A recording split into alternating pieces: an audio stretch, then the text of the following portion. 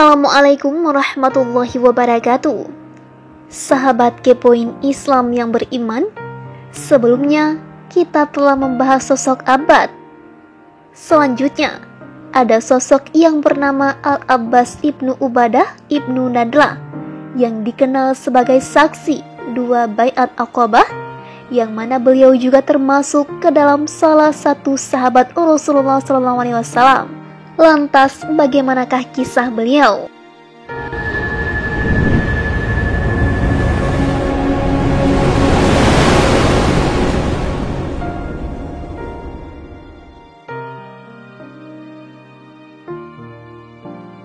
Al-Abbas ibnu Ubadah ibnu Nadlah, seorang sahabat Nabi dari kalangan Ansor, keturunan suku Khadraj. Ia bertemu dengan Rasulullah pertama kali saat baiat Aqabah pertama bersama 11 orang Yathrib lainnya. Ke-11 orang itu adalah Abu Umamah, As'ad ibnu Zararah, Ubadah ibnu As-Samit, Malik ibnu Al-Tayhan, Mu'az bin Auf ibnu Al-Harith, Uwaim ibnu Saydah ibnu Syal'ajah, Zakwan ibnu Abdi Qais, Qutbah ibnu Amir ibnu Hadidah, Rafi ibnu Malik ibnu Al-Ajlan, Uqbah ibnu Amir ibnu Nabi, serta Zaid ibnu Ta'labah. Ketika Rasulullah menjelaskan tentang Islam, mereka langsung beriman dan membenarkan.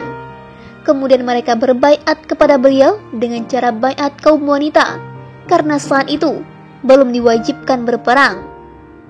Isi baiat mereka adalah tidak menyekutukan Allah, tidak mencuri, tidak berzina, tidak membunuh anak-anak, tidak berdusta, atau dan melakukan dosa, baik dengan tangan atau kaki mereka, dan tidak menentang perbuatan baik.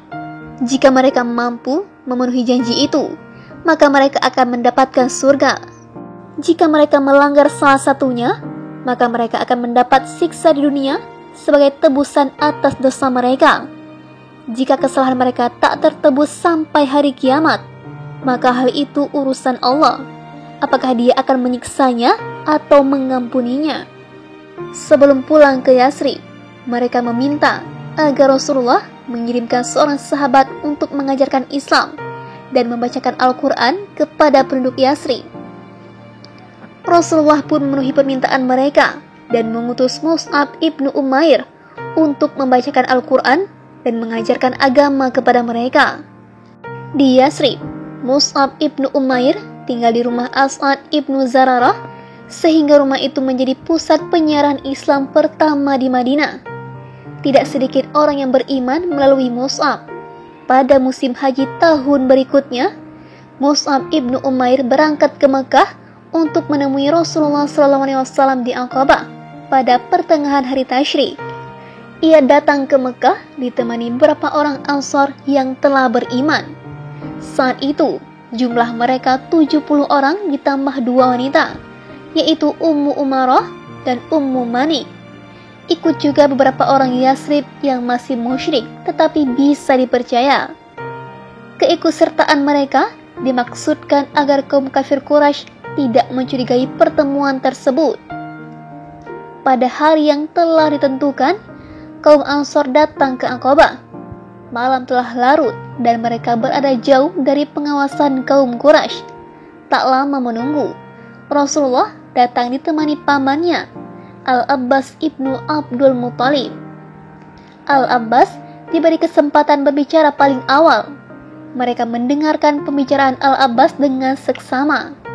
Tuntas Al-Abbas berbicara, mereka berkata, "Kami telah mendengar dan memahami penjelasanmu. Sekarang, bicaralah wahai Rasulullah, katakanlah apa yang engkau syaratkan dari kami untuk dirimu dan Tuhanmu."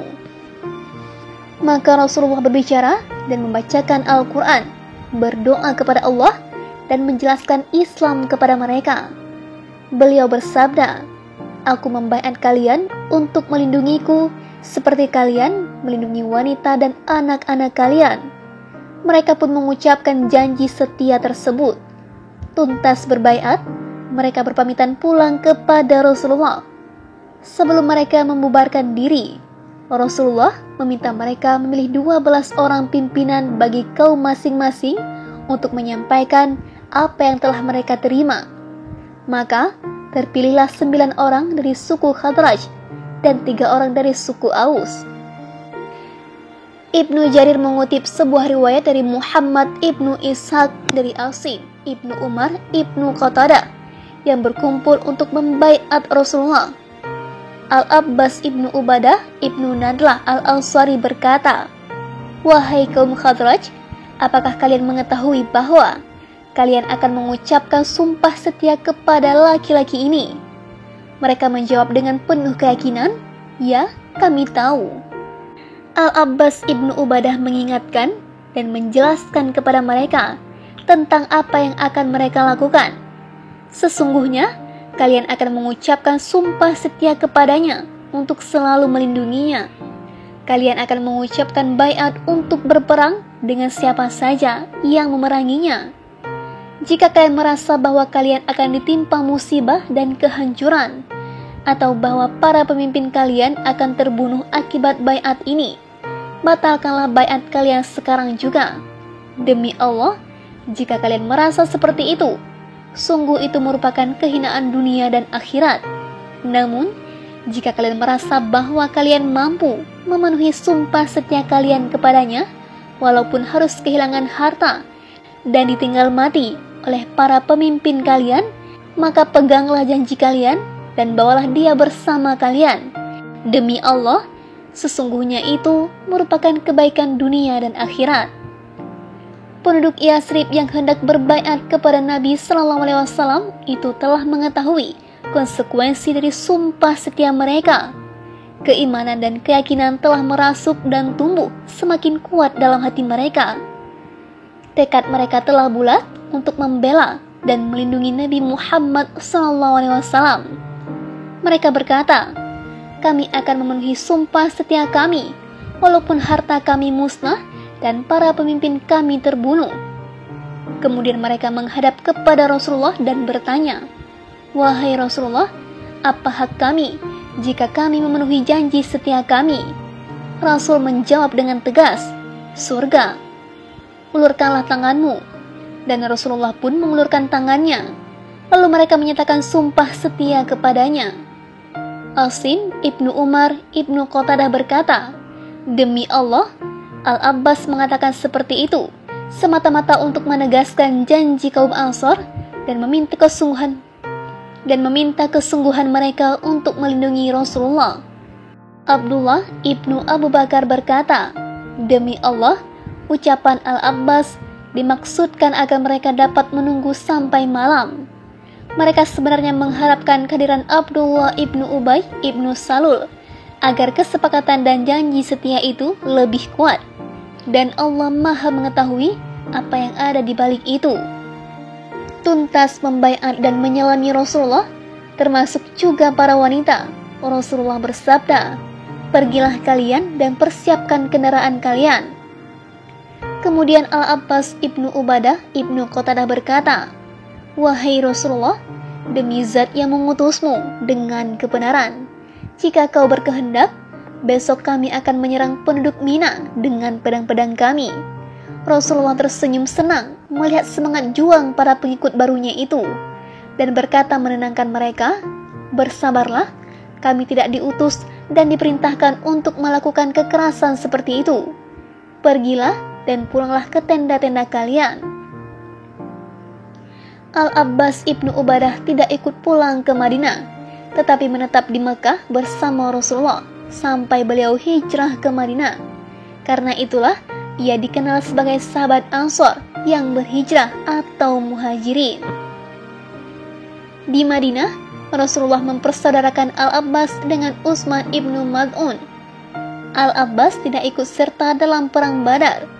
Barulah saat perang Uhud ia bergabung dengan pasukan muslim, disertai semangat besar untuk mengganti pahala yang ia luputkan saat perang Badar.